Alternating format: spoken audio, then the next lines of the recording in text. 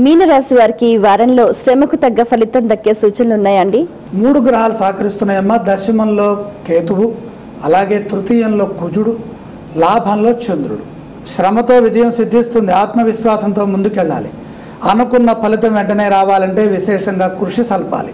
ఎందుకని మీనం వాళ్ళకి ఇప్పుడు భాగ్యంలో బృహస్పతి యోగం లేదు. దశమంలో స్వక్షేత్రంలో గురు సంచారం జరుగుతోంది. అది వ్యతిరేకతకు సంకేతం. కాబట్టి కష్టపడాలి బాగా.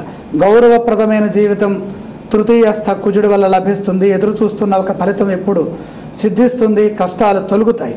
దైవ బలాన్ని పెంచే ప్రయత్నం జరగాలి. ఆధ్యాత్మికంగా శక్తిని కూడగట్టాలి. స్వల్ప విఘ్నాలు ఎదురవుతాయి. మనోధైర్యంతో కార్యసిద్ధిని పొందాలి. దగ్గర వారికి మేలు జరుగుతుంది. బంధువుల నుండి శుభవార్త వింటారు. గృహంలో శుభాలు జరుగుతాయి. ఖర్చులు పెరిగే సూచన. నూతన ప్రయత్నాలు సత్ఫలితాలను ఇస్తాయి.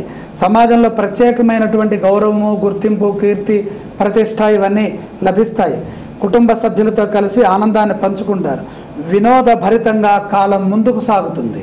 మీనరాశి వారు పఠించవలసిన స్తోత్రాలు ఏవండి? విష్ణు స్తుతి వల్ల ఆనందం, ఆదాయం రెండూ పెరుగుతాయి. ఆలయ సందర్శన క్రమంలో ఏ దేవీ దేవతలను దర్శిస్తే మంచిదంటారు? జన్మ సూర్య దోషం గోచరిస్తోంది. సూర్యుడిని దర్శించండి. మీనరాశి వారు చేయవలసిన దానాలు ఇవ్వండి. ద్వాదశంలో బుధ సంచారం జరుగుతోంది. బుద్ధి బలం పెరగడం కోసమై పెసలు దానం చేయండి.